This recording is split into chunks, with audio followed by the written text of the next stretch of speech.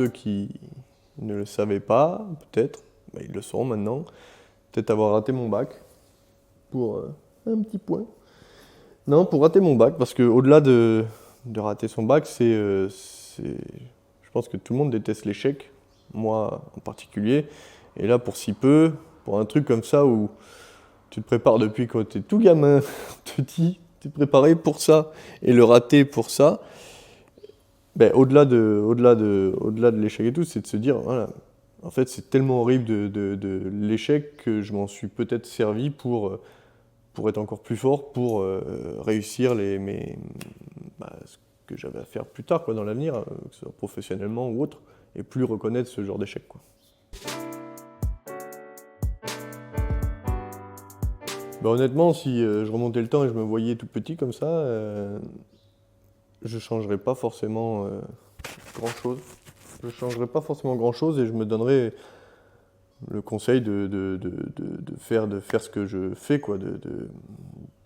En gros, alors c'est facile à dire parce qu'aujourd'hui je réussis, mais qu'en gros, tu es sur la bonne voie, quoi. L'éducation que tu as eue et tout, bah, c'est ce qui t'a permis d'en arriver là. Tu es sur la bonne voie, continue comme ça, quoi. Ne te disperse pas, et l'appel des sirènes autour, parce que encore une fois, quand tu arrives ado, sport-études, entre plein d'autres et tout, il y en a beaucoup qui se dispersent et tout. Reste sur le droit chemin que tu t'es fixé depuis longtemps. Surtout, ne gâche pas tout, quoi. Ne gâche pas tout maintenant. Tu es sur la bonne voie.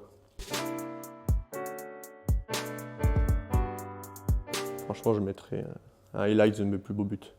Ça ferait plaisir à tout le monde et moi aussi, comme ça je le reverrai souvent sur un grand écran.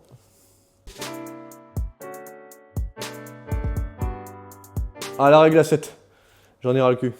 J'en ai ras le cul. Non, c'est. Alors, oui, c'est peut être bien tactiquement, trouver des solutions, ça je comprends. Mais je trouve que ça dénature vraiment la chose en disant ce qu'on aime dans le handball aussi, c'est que le match commence, tu as 6 joueurs, 6 joueurs, un gardien, mais tu as 6 joueurs contre 6 joueurs. Et ça reste quand même un rapport de force, quoi. Ça reste un rapport de force qui est mis en place, et c'est ça aussi ce qui est beau et la difficulté du handball, c'est que tu peux être un peu pris un peu dans la sauce pendant un quart d'heure et il faut que tu cherches les ressources mentales pour prendre le dessus sur ton adversaire. Il y a aussi une guerre psychologique qui se met en place. Je trouve que c'est la facilité de passer à 7, surtout quand il est très bien joué. Au final, tu es toujours en infériorité. Et je vais même plus loin. Le mec à 7, il perd la balle. Bah, au final, le mec qui la récupère, il la jette la balle, il fait 3 rebonds, elle roule dans un but vide.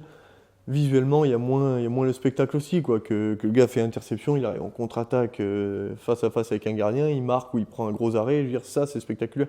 Donc je trouve que cette règle, ok, parfois on est tous contents d'y jouer, surtout quand ça nous sauve la vie, mais je trouve que ça dénature un petit peu l'essence même de ce qu'est le handball, c'est-à-dire une guerre un peu psychologique, physique, d'un homme contre un homme, d'une équipe contre une équipe, quoi.